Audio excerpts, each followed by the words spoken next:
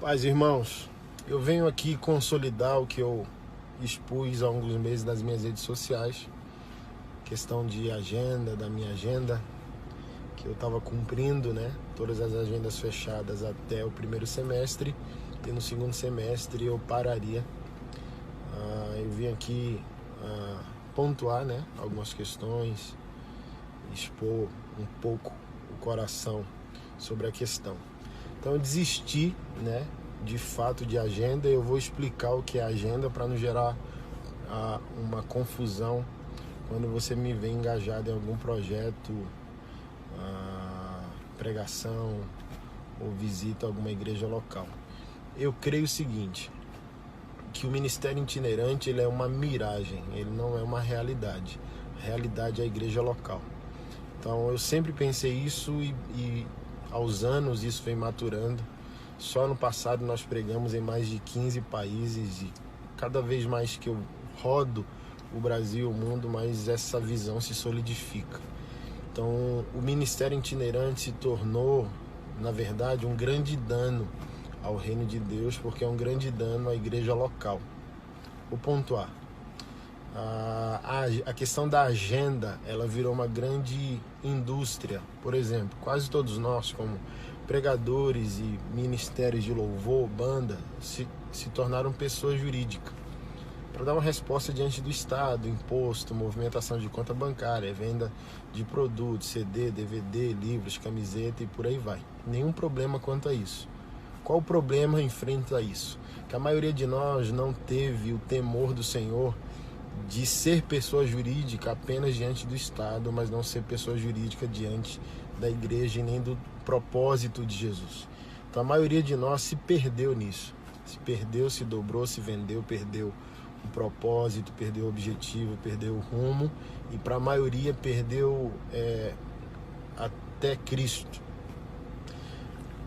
A agenda se torna um negócio, as pequenas igrejas ou os pequenos líderes de pequenos ministérios, quando eu falo pequeno eu não estou no diminutivo, né? Eu estou tratando da maneira com a qual o sistema vê, né? Porque o sistema vê o resultado. Então um pequeno pastor, ele acha que o padrão da igreja local é o padrão da grande igreja, que é o evento, que é o grande pregador, que é a atração, que é a grande banda. Se ele não tiver aquilo, ele não vai fazer com que o seu pequeno ministério cresça, se desenvolva e por aí vai. Para o pregador e para a banda, que nem se percebeu dentro de um mecanismo sem sentido, que não glorifica mais a Deus, se tornou um negócio lucrativo até. E não se questiona justamente por causa disso, há um lucro. Por que vou questionar? Mas olha só, pregadores e bandas, eu posso chamar isso de missionários de aeroporto. Que tempo de qualidade você tem para si, você tem para sua família, você tem para a igreja local? Ou seja, seu ministério itinerante não é uma expressão de uma igreja local, ou seja, não é uma expressão da vida real, é uma mera opinião, é uma mera atração, é um evento. Traria impacto o seu ministério itinerante se ele fosse uma expressão de localidade, né? E para as grandes estruturas, para grandes igrejas, se tornou um grande negócio. E essas grandes igrejas, pode perceber que elas não possuem um DNA próprio, elas não são famílias de fé, com exceções, claro, né? Não estou generalizando. Não se há um DNA, porque eles até chamam isso de plataforma apostólica, mas é como se fosse um balcão de vendas. Eu faço grandes eventos, dou um produto para a massa e a massa vai consumir aquele produto. Mas se você observar lá de perto, não tem mais um DNA próprio, um DNA construído a partir da contextualização daquela igreja local. Vira algo sem sentido. Não tem a família da fé, né? Quando acaba o evento, não tem uma comunidade ali que se compreende, que se conhece, que partilha o pão, partilha a oração.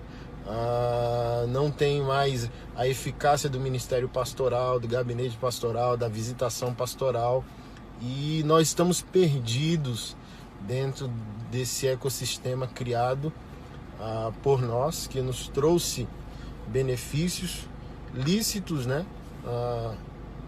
Mas que precisa ser revisitado novamente. O Senhor está próximo de fazer um grande despertar na igreja brasileira. Eu creio num grande avivamento por vir, mas eu também creio que é necessário um grande despertar de reforma de ética, reforma de motivações ministeriais, porque fazemos o que fazemos, porque exercemos dessa maneira o ministério, porque plantamos igrejas, onde está Cristo nisso tudo. Então nós pecamos contra o propósito de Cristo quando nós fazemos da igreja local um híbrido, né, de pregadores e profetas de finais de semana. Um dia de agenda, nem o ministério itinerante, nem a igreja local são beneficiados, ninguém ganha. Não se pode transformar uma realidade em um dia, em uma agenda.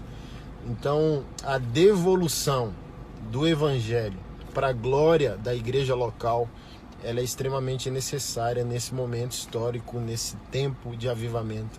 Não há evangelho sem igreja local. E graças a Deus, né, não é um incômodo meu, tenho conversado com muitos homens de Deus, tenho conversado com principalmente as bandas, os ministérios de louvor. Muitos já estão frustrados. Eu conheci ministros de louvor com dependência química, usuário de drogas, já conheci ministros itinerantes famosos, novos, que não são pastoreados, que não possuem igreja local, se envolvendo sexualmente com garotas. Ou seja, quando não há igreja, não há discipulado, não há confissão de pecados, não há disciplina, não há membresia, não há realidade. É isso que eu estou dizendo para você. O ministério itinerante, ele produz um oásis no deserto, uma miragem, mas não é uma realidade. A realidade é a igreja local. Então, a agenda já me irrita. E o que é a agenda? Você acha que Anderson Silva é famoso e você vai levar ele no seu evento porque aquilo vai dar um boom. Eu me excluo disso, eu fujo disso, eu não quero mais, eu não darei a minha vida. Jesus Cristo não morreu numa cruz para eu ter o meu rosto num cartaz. Eu me recuso ao ministério dessa maneira, eu me recuso a fazer parte desse sistema que nós criamos e que nos calamos porque muitas vezes nos beneficia. E o que fazer a partir de então?